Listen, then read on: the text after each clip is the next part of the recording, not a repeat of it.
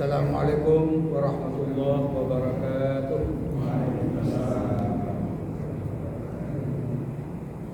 Alhamdulillah, alhamdulillahirabbil alamin wal 'aqibatu lil muttaqin. La haula wala quwwata illa billahil aliyyil azim. Asyhadu an la ilaha illallah wahdahu la syarika lah wa asyhadu anna Muhammadan 'abduhu wa rasuluhu la nabiyya ba'da. Allahumma shalli wa sallim ala sayyidina Muhammadin wa ala alihi wa sahbihi. Jamaah Masjid Baitul Hidayah yang berbahagia, pertama-tama marilah bersyukur kepada kehadirat Allah Subhanahu wa taala, yang mana pada malam ini sejenak kita bersama dalam rangka ta'lim. Mudah-mudahan keberadaan kita dirahmati oleh Allah Subhanahu wa taala. Adapun yang akan kita coba pada malam ini adalah fungsi seorang manusia dalam kehidupannya di dunia. Seperti kita ketahui bahwasanya kita hidup di dunia ini adalah rahmat berkah dari Allah Subhanahu wa taala. Jadi karunia yang paling utama dalam hidup ini adalah Allah memberikan kehidupan kepada kita. Makanya kehidupan yang diberikan Allah kepada kita itu berpandai-pandailah kita untuk melaksanakannya, dan berpandai-pandailah kita untuk menunaikan segala amanah dari Allah Subhanahu. Dalam sebuah hadis dikatakan oleh Rasulullah SAW,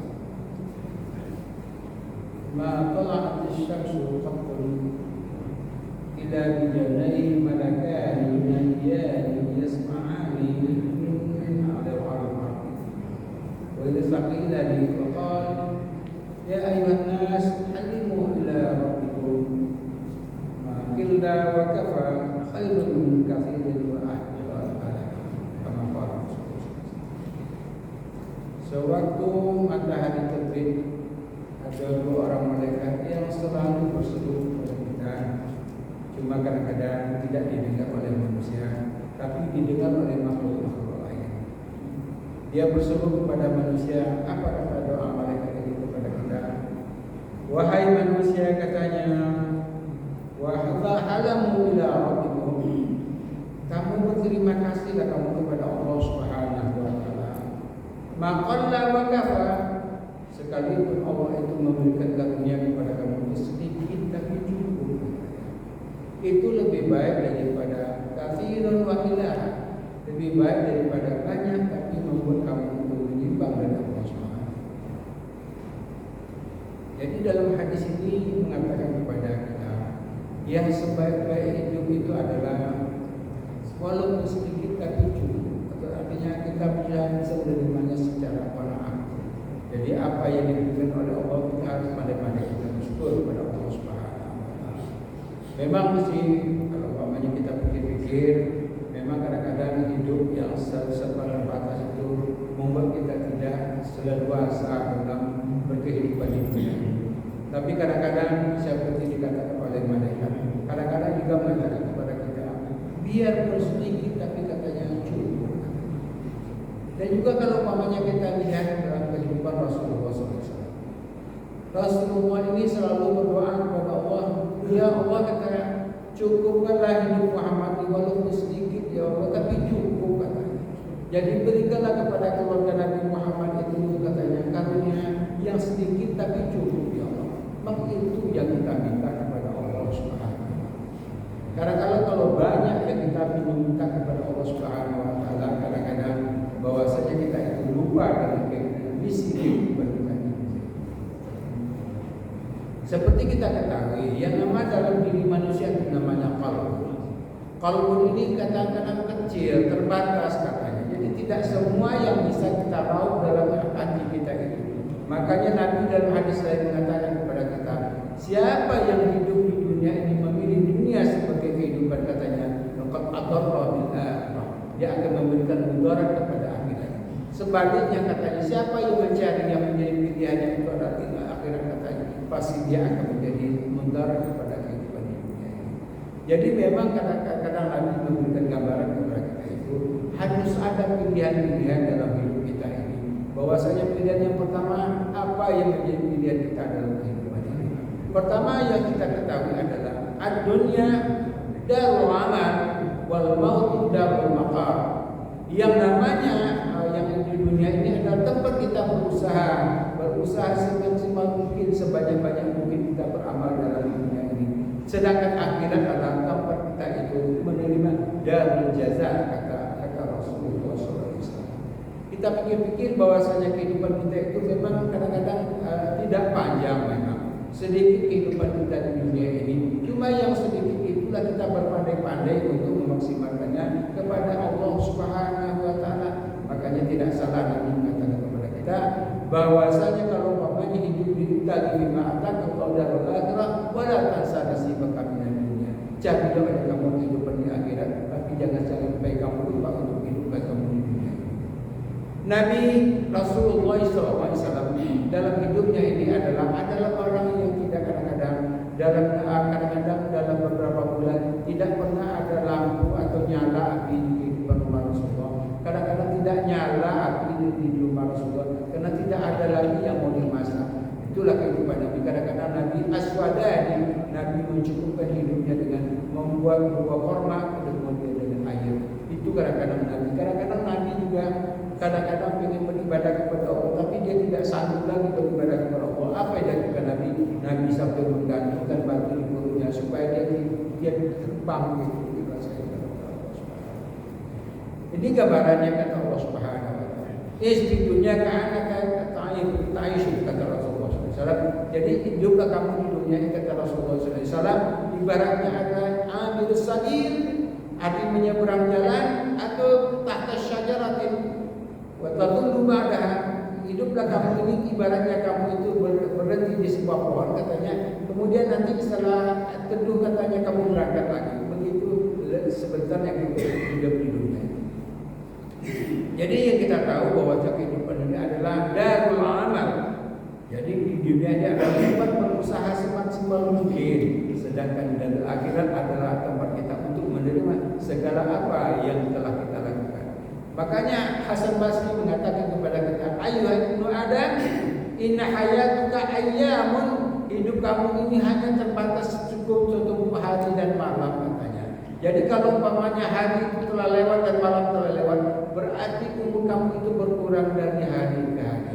Jadi walaupun kadang-kadang kita dalam hidup kita kadang-kadang adalah suatu kadang-kadang yang dalam hidup adalah ada kita juga merayakan ulang tahun anak atau cucu atau apa, tapi sebetulnya yang kita ingat bahwasanya sebetulnya dari hari ke hari umur kita itu semakin berkurang ke hadapan Allah Subhanahu wa taala.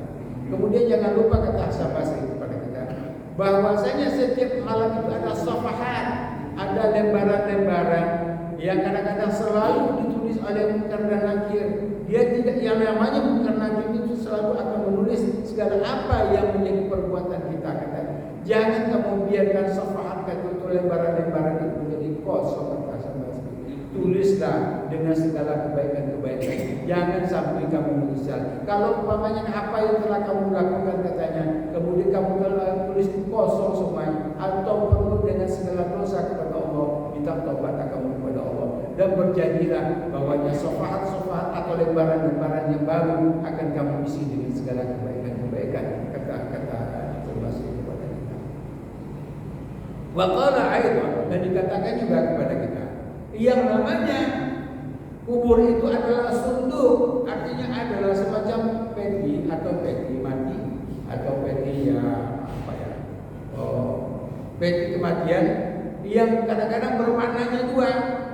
Mungkin adalah peti itu, sunduk itu artinya sempit bagi seseorang yang tidak melakukan kebaikan hidup di dunia.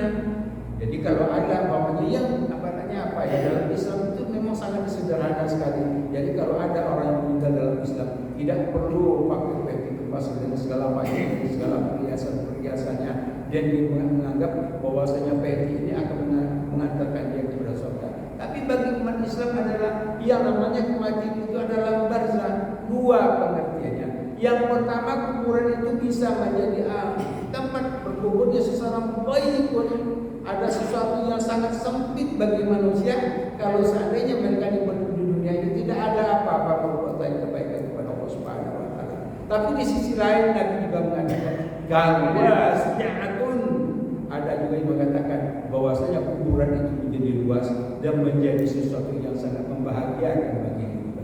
Makanya tidak salah kalau ada orang-orang yang mendambakan, walaupun tidak semua orang mendambakan, yang namanya kematian itu adalah sesuatu akhir dari segala perjalanan hidup. Tapi Nabi mengatakan kepada kita, innal qabra awwalul manazilul akhirah wa inna jannata ba'daha fa in qara'a, katanya asyidda ba'daha, kama qala Nabi sallallahu alaihi wasallam.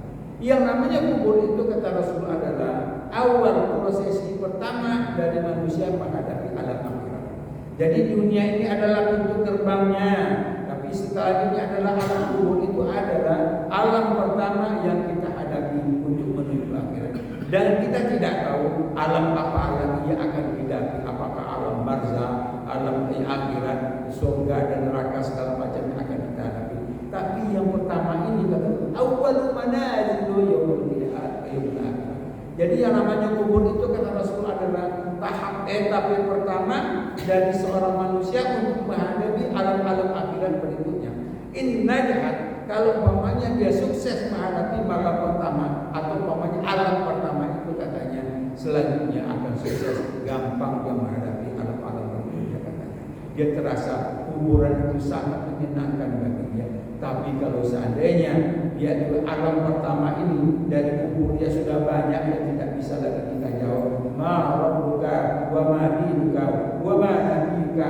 Kalau tiga pertanyaan ini tidak bisa lagi dijawab oleh manusia, katanya. Ibarat umpamanya udah kiamat asyidda ubaka, ibaratnya katanya bahwa akan melarang manusia itu akan menghadapi alam-alam berikutnya. Tidak salah kalau Nabi mengatakan kepada kita asyidda ubaka.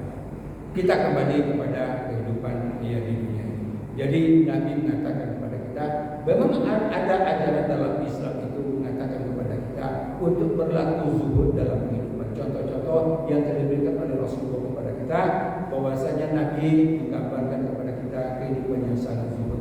Zuhud artinya, zuhud itu berarti bukan berarti tidak suka kepada manusia, tidak suka kepada dunia, bukan berarti anti dunia. Allah mengatakan Allahu ja'ala al-ardha dalulan famshu fi manakibiha wa kulu min rizqihi. Allah mengatakan kepada kita, Allah menciptakan bumi ini, katanya landai, kamu laksanakanlah, berbuatlah kamu dengan sebaik-baiknya, kata Allah Subhanahu wa taala. Kelolalah bumi dengan sebaik-baiknya, carilah kehidupan kamu di dunia ini, kata Rasulullah, kata Allah kepada kita, wa kulu min rizqihi, dan makanlah dari hasil-hasil bumi ini. Itu yang dikatakan Allah kepada kita. Jadi bukan berarti bahwasanya kita dilarang untuk tidak berusaha di dunia ini. Bahkan banyak Allah mengatakan kepada kita, Nabi juga menyarankan kepada kita bahwasanya amalan yang paling baik, rezeki yang paling baik itu adalah kalau seseorang itu berusaha dengan keringatnya sendiri. Kalau orang yang paling baik ketika manusia memberi makan dengan keringatnya sendiri kepada keluarga dan anak, itu yang paling baik, kata Rasulullah. Makanya ij'alul hamlah, kata Rasulullah SAW. Bahkan kata Rasulullah menyatakan kepada kita, carilah seuntai tali, kata Rasulullah. Carilah seuntai benang, kata Rasulullah. Carilah sebuah tongkat, kata Rasulullah, katanya. Wa taqhasu anisyajarati. Kemudian kamu cari kayu api, kata Rasulullah kepada kita. Kamu jual, katanya, sebahagian untuk anakmu dan sebagian untuk dirimu. Kemudian itu lebih baik daripada kamu menipu orang lain atau meminta-minta kepada orang lain. Tapi dalam agama kita juga banyak contoh-contoh bahwasanya ada pilihan-pilihan hidup bagi manusia itu. Sebagai contoh adalah bahwasanya banyak para sahabat Rasulullah itu yang memilih adalah as-sufiyah, kehidupan sufi, artinya dia hidup di masjid, tidur di masjid, gak punya rumah, gak punya apa-apa. Kalau Rasulullah itu makan, mereka makan.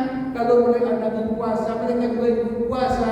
Artinya mereka memang telah menyerahkan dirinya untuk kepada agama itu sendiri.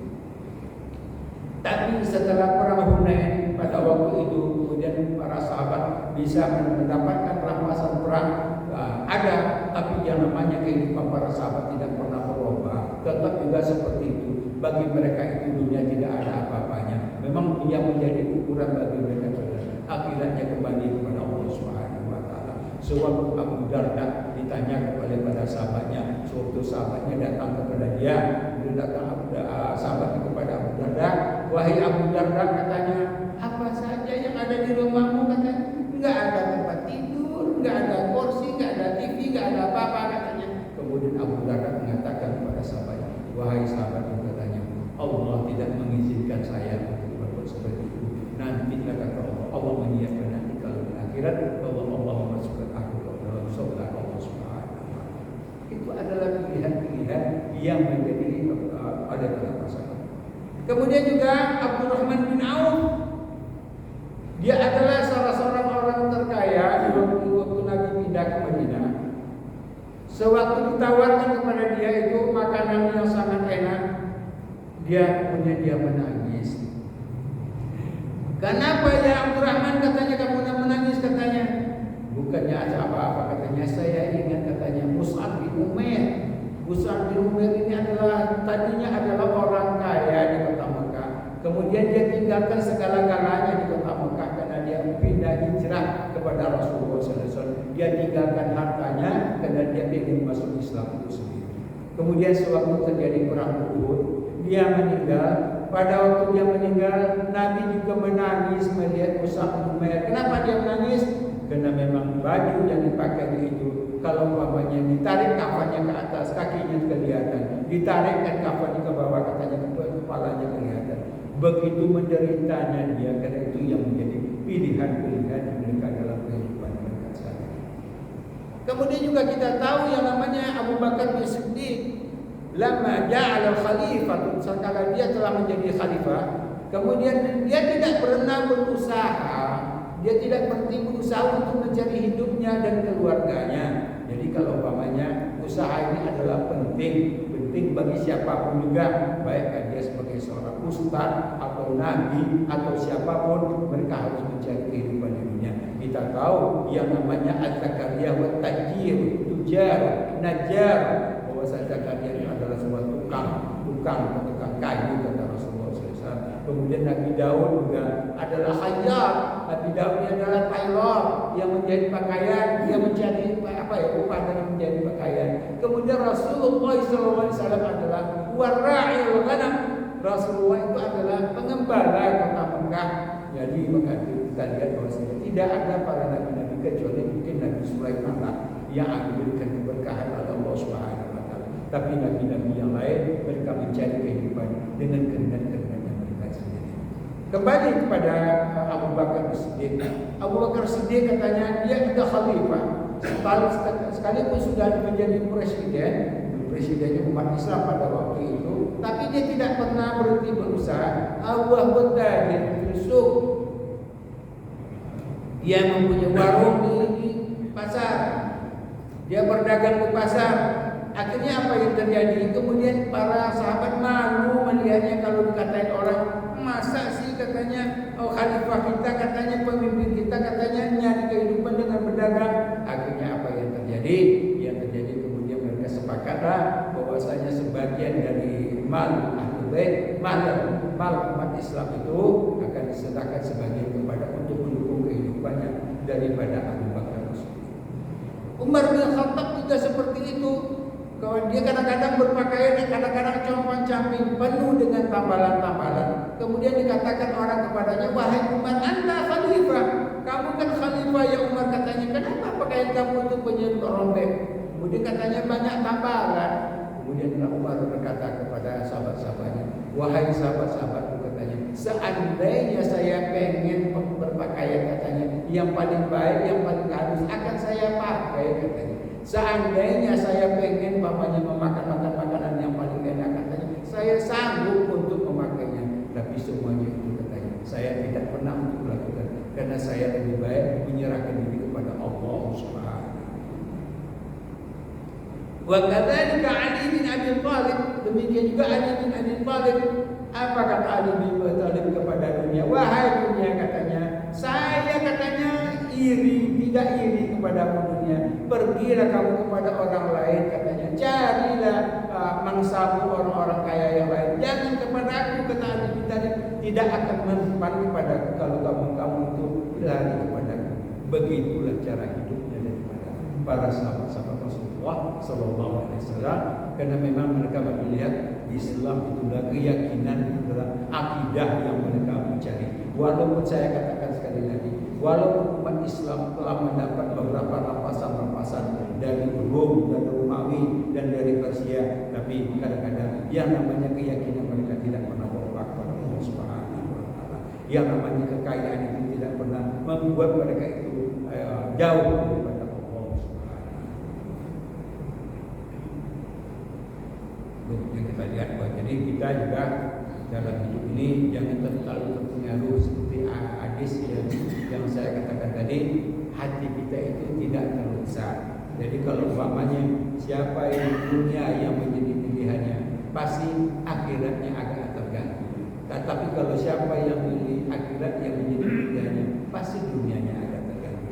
Cuma yang jadi masalah adalah kalau umpamanya kita ini kan punya tanggung jawab. Kalau umpamanya kalau seandainya Anda memilih untuk menjadi kelompok yang kedua, artinya Anda memilih akhirat sebagai pilihan Anda. Jadi kadang-kadang ada orang-orang di belakang Anda, ada orang-orang yang di samping Anda akan terganggu dengan kehidupan Anda sendiri. Contohnya seperti contoh-contohnya, kalau memang sudah itu menjadi pilihan kita dalam kehidupan kita, jangan berkeluarga, pilihlah hidup sendiri untuk bermulia kepada Allah Subhanahu wa Ta'ala. Tidak ada salahnya kalau umpamanya kita memilih jalan kita kepada jalan ketuhanan, tapi kadang-kadang manusia kan tidak seperti itu. Kadang-kadang dia mengikuti alurnya dunia, akhirnya dia juga kawin, dia punya anak, tapi kadang-kadang berubah pikirannya di perjalanan. Kadang-kadang dia mencari kehidupan ukhrawi, mencari kehidupan kepada ketuhanan, akhirnya orang-orang yang di sebelah kita ini, tetangga atau anak-anak kita akan terganggu dengan prinsip-prinsip itu. Kemudian juga Allah Nabi mengatakan kepada kita, mal faqru asya'alaikum walakin asya'alaikum an tabassata alaikum ad-dunya kama bassata 'alal ladzina min qablikum fatanafasu kama tanafasu wa la tulhikum kama alihatuhum kama qala Rasulullah SAW. Bukan kemiskinan yang membuat aku khawatir kepadamu wahai umatku, kata Rasulullah kepada sahabat-sahabat. Bukan, saya tidak khawatir yang namanya fakir atau kemiskinan yang membuat saya khawatir kepada kamu. Tapi yang saya khawatirkan, kata Rasulullah SAW, adalah imbasatun ala dunia. Yang saya khawatirkan adalah kalau umpamanya dunia ini datang kepada kamu dengan segala kemewahannya, datang dunia ini kepada kamu, kamu mendapat karunia dari Allah Subhanahu wa Ta'ala. Yang tadinya kamu itu seperti sahabat dikatakan dulunya sahabat itu dalam susah karena kaya, tidak pernah berkaya yang rapi. Kadang-kadang dia memakan, kadang-kadang tulang dia makan. Tapi Nabi mengatakan kepada mereka, kalau umpamanya datang karunia dari Allah, yang tadinya kamu susah, sekarang kamu jadi orang kaya, imbasat alaikum, kemudian dunia ini melebar kepada kamu, datang kepada kamu, kemudian kamu akan terjadi apa yang terjadi seperti yang terjadi kepada umat-umat sebelum kamu, kata Rasulullah. Ya, jadi kalau umpamanya mereka itu dulunya orang miskin, kemudian dia sekarang menjadi orang kaya. Kalau kaya itu katanya yatanafasu, mereka itu saling bersaing watul bikum, kemudian mereka juga saling berfoya-foya dalam kehidupannya. Jadi contohnya aja sekarang Bapak, sejarah adanya peperangan dengan segala macam itu kan memperebutkan kekayaan. Tidak cukup, tidak ada qanaah dalam diri orang-orang tersebut, mengumpulkan kekayaan, merampok ke kiri, merampok ke kanan, menguasai negara A, menguasai negara B, semuanya itu dengan segala. Tapi pada satu saat Allah akan memberikan kekuasaannya kepada orang-orang yang serakah seperti itu. Jadi Nabi mengatakan, mal faqru asy'alaikum, saya tidak khawatir dengan kamu miskin, kata Rasulullah. Tapi yang saya khawatirkan adalah kalau kamu datang ke dunia dari Allah Subhanahu wa Ta'ala, katanya, kemudian kamu akan tanafasu, bersaing antara satu dengan yang lain, tidak mau mengalah. Yang tadinya teman, tapi karena memang dia itu bersaing dalam bisnisnya, akhirnya dibunuh dulunya tetangga, tapi karena dia karena kamunya hanya ada orang yang tetangganya lebih baik, akan ditanya langsung bersaing antara satu. Kemudian betul kemudian kamu bersaing, artinya apa namanya? Kemudian kamu berfoya-foya, kata Rasulullah SAW. Jadi di situ kita lihat bahwasanya kalau kita dibandingkan kehidupan kita di dunia memang tidak banyak, tidak lama. Jadi sekali lagi saya katakan, yang namanya hidup di dunia adalah sekumpulan waktu. Sekumpulan waktu, yang nama waktu itu semakin hari semakin berkurang, semakin hari semakin berkurang. Jangan sampai yang namanya tulisan mungkar nakir itu setitik pun mungkar nakir tidak akan pernah menzalimi kita. Apapun yang kita lakukan akan ditulis dengan sebaik-baiknya, dan nanti akan datang pada hari kiamat Allah akan memberikan semua rapor-rapor itu kepada kita tanpa kita tidak berdiskusi dengan Allah. Wa ma'allahu sallallahu alaihi Allah tidak akan pernah menganiaya apapun yang dilakukan oleh manusia dalam kehidupan. Kemudian kalau umpamanya kita lihat juga apa untuk mengimbangi kehidupan kita di dunia ini, Nabi selalu mengatakan kepada kita bahwasanya kita selalu beramal baik. Kemudian Nabi ditanya oleh para sahabatnya, wahai Rasulullah, ma huwa afdalul a'mal illallah? Apa perbuatan-perbuatan yang paling disukai oleh Allah, yang paling dicintai oleh Allah? Nabi dalam beberapa versi mengatakan kepada kita, yang pertama Nabi mengatakan as-salatu ala waqtiha, salat pada waktunya, itu sangat dicintai oleh Allah. Jadi Allah, jadi kita pun juga kalau salat pada awal waktu kayaknya terasa dunia ini luas. Jadi kalau umpamanya berdesak-desak, waktu-waktunya kadang-kadang mepet, kadang-kadang kita menjadi susah. Apalagi kita tak mungkin khusyuk lagi dalam masalah sholat, karena kita sudah terdesak dalam masalah sholat. Kemudian juga sholat ini nanti pernah saya katakan kepada bapak sekalian, yang namanya sholat ini kalau umpamanya seandainya sholatnya bagus, insya Allah segala sesuatu yang berkaitan dengan manusia, apakah ekonominya, apakah keluarganya, apakah kehidupan sosialnya, insya Allah akan dirahmati oleh Allah. Dan kalau umpamanya sholatnya itu baik kepada Allah Subhanahu wa Ta'ala. Tapi kalau sholat itu sudah tidak benar lagi, sudah jadi tergesa-gesa, makanya segala-galanya akan dibuat tergesa-gesa. Kemudian juga Nabi mengatakan kepada kita, maaf, dalam hadis lain Nabi mengatakan kepada kita, apalagi perbuatan yang paling baik yang disukai oleh Allah Subhanahu wa Ta'ala. Nabi mengatakan al-hajj wal umrah, itu melaksanakan haji dan umrah, itu adalah sesuatu yang sangat baik, sangat dicintai oleh Allah Subhanahu wa Ta'ala. Tapi kadang-kadang kita juga salah umpamanya kita tidak bisa melaksanakan haji, mungkin umrah bisa kita laksanakan, karena haji dan umrah itu sudah termasuk pada haji, tapi dinamakan haji aswar. Ayat berikutnya Nabi juga mengatakan, apalagi ya Rasulullah, katanya perbuatan yang baik yang dicintai Allah. Nabi mengatakan as-shaum puasa yang selama-lamanya. Jadi puasanya tidak Senin Kamis, atau umpamanya al-bayad itu di pertengahan bulan, atau umpamanya di hari-hari tertentu dia melaksanakan Senin Kamis kepada Allah Subhanahu wa Ta'ala. Itu sangat dihargai. Yang kemudian kalau Nabi juga mengatakan yang paling yang terbaik itu semuanya itu adalah al-jihad fisabilillah. Jihad fisabilillah ada berjuang untuk Allah Subhanahu wa Ta'ala. Berjuang di jalan Allah, mungkin kita tidak menggunakan senjata, tapi adalah berjuang orang sesuatu, apakah dia sebagai seorang saudagar, atau dia bisa sebagai seorang ilmuwan, atau bisa sebagai seorang guru.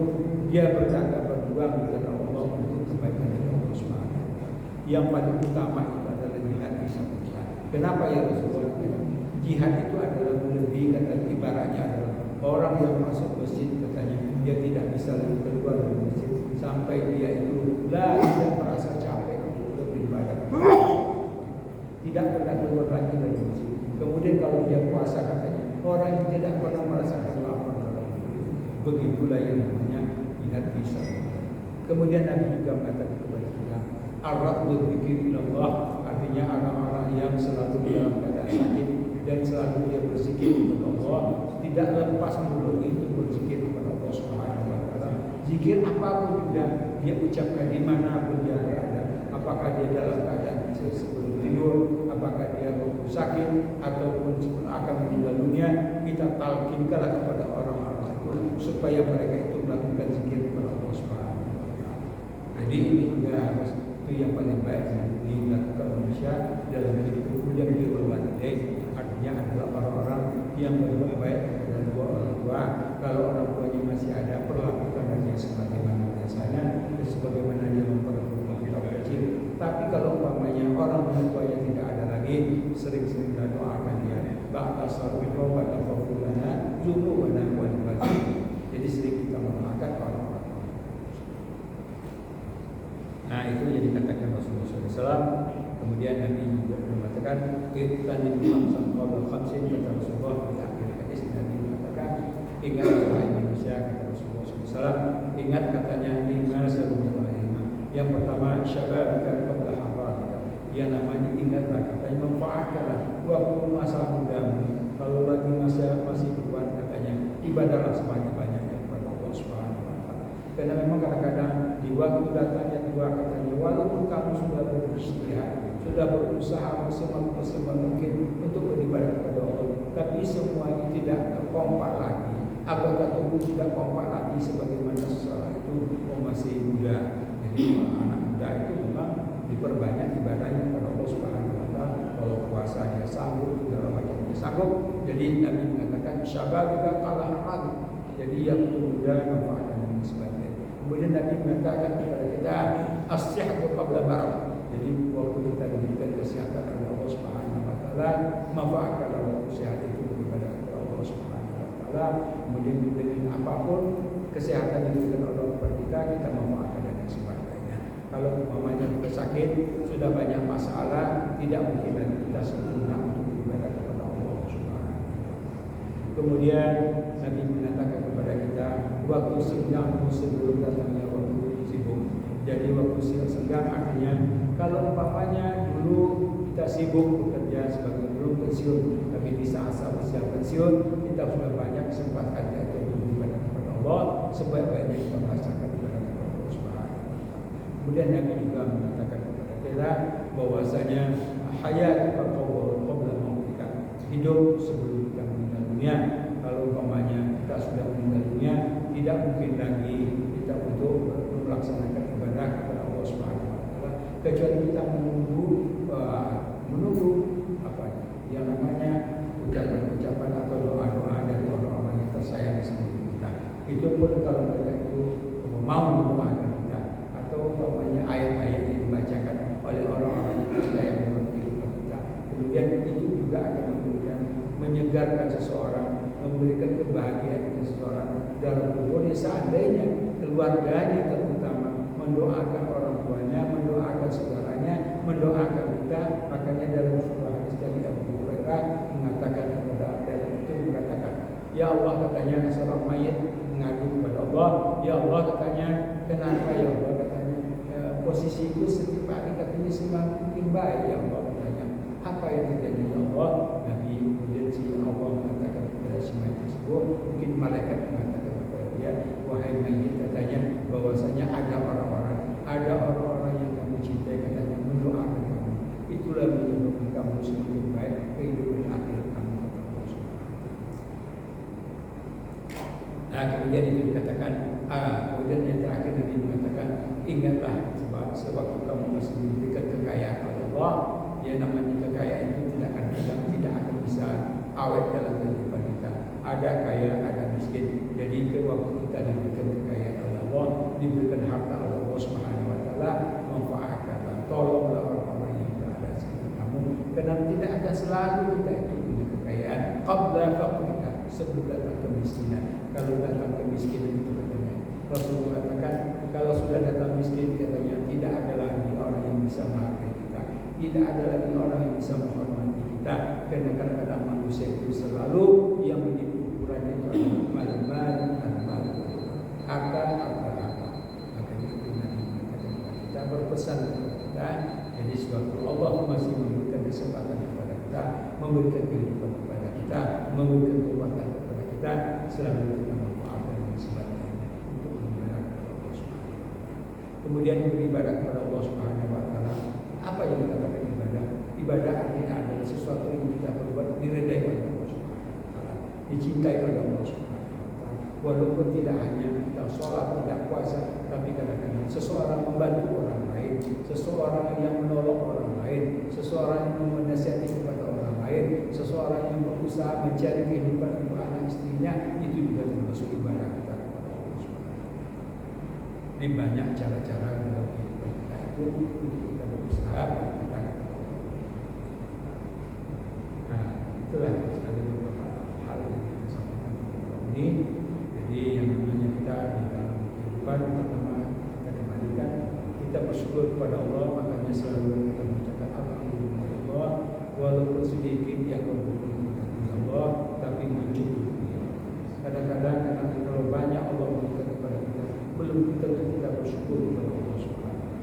Caranya bagaimana bersyukur kepada Allah dengan selalu mengucapkan kata alhamdulillah ya Allah, alhamdulillah ya Allah, alhamdulillah. Di bahasa surat kita sering mengucapkan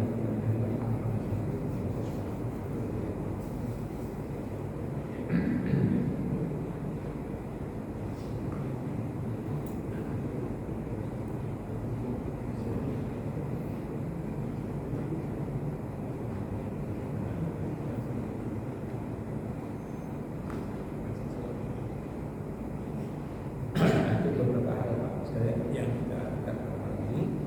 Jadi maksudnya usaha semaksimal mungkin seperti yang katakan. Jadi kita dalam hidup ini harus berusaha berikhtiar dengan semaksimal mungkin. Sedangkan yang menentukan hasilnya kita serahkan kepada Allah Subhanahu wa taala. Bahwasanya tidak boleh musollaban tasyurul al-qabdul fadilah. Jadi kalau umpamanya kamu setelah sholat Allah Subhanahu wa taala bercerai-berailah kamu di ini untuk mencari sesuatu untuk mencari kebenaran Allah Subhanahu wa taala. Kadang-kadang ada orang yang beranggapan bahwasanya mereka itu katanya bertawakal kepada Allah. Kita bisa saja tawakal kepada Allah, tapi kita dahulukan ikhtiar dulu. Kita berusaha dulu, ujung-ujungnya kita bertawakal kepada Allah Subhanahu wa taala. Jadi yang namanya walaupun Allah mengatakan kepada kita ya semuanya mau wama min dabatin fil ardi illa 'ala Allahi rizquha, semuanya yang melata di permukaan bumi Allah akan ganti rezeki. Tapi kadang-kadang rezeki itu kadang-kadang memang kadang-kadang tidak langsung dari Allah, ada tangan-tangan yang memberikan kepada kita. Itu adalah dari Allah. Kemudian kita juga berterima kasih, pandai bersyukur. Man syakara man lam yashkur nas la yashkur Allah. Siapa yang tidak pernah berterima kasih kepada orang-orang yang telah memberikan sesuatu kepadanya, berarti dia juga tidak pernah berterima kasih kepada Allah. Jadi kadang-kadang walaupun yang memberikan sesuatu itu anak sendiri, jadi jangan beratlah untuk mengucapkan terima kasih kepada anak. Jadi kadang-kadang yang namanya rezeki yang diberikan anak itu juga rezeki dari Allah. Jadi Nabi mengatakan kepada kita, siapa yang tidak pernah berterima kasih kepada manusia juga tidak berterima kasih kepada Allah. Itu Bapak sekalian yang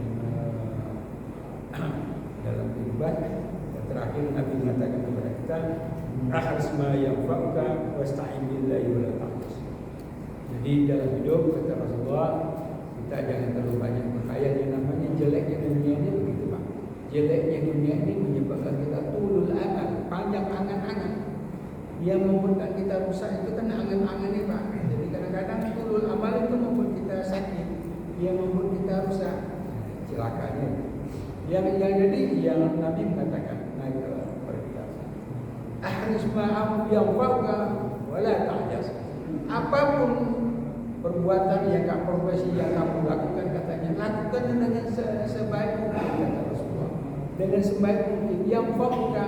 Apakah kamu sebagai seorang tukang, apakah kamu seorang bisnismen atau pedagang katanya, sebaiknya sungguh-sungguh kamu lakukan. Wala ta'jaz. Jangan kamu itu merasa lemah. Jangan kamu itu merasa lemah. Wasta'in billah. Kemudian kita minta tolong kepada Allah Subhanahu wa taala. Ada yang namanya sesuatu yang kadang-kadang kita rasakan, namanya dinamika kehidupan. Dinamika kehidupan itu namanya salah satu secara tidak sadar ya Pak ya, kehidupan manusia ini akan selalu akan semakin baik, semakin baik, semakin baik, semakin baik.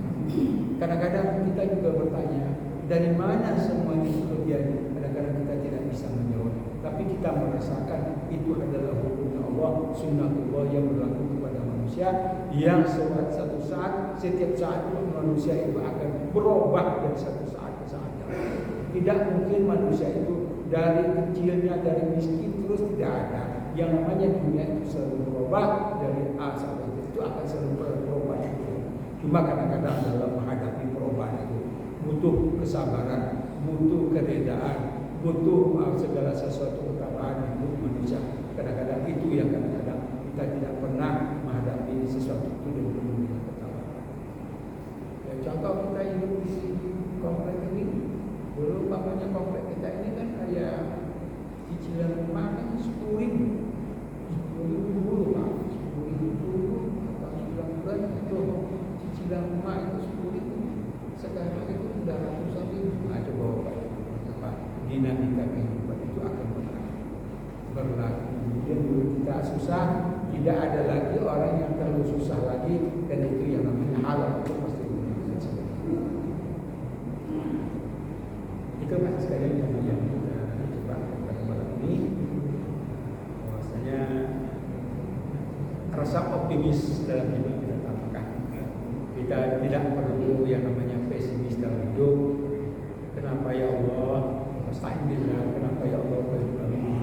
Terus ingatlah pada suatu saat, pada satu dunia, segala doa-doa kita itu akan dijawab Allah Subhanahu wa Ta'ala. Kita itu terlalu optimis. Makanya Nabi fa'al kata Rasulullah. Saya paling suka kepada orang-orang yang selalu optimis dalam hidupnya.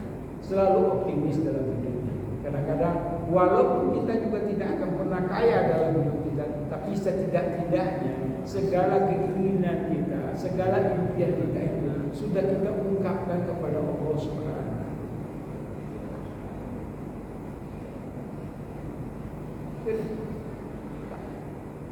Terima kasih. Wassalamualaikum warahmatullahi wabarakatuh.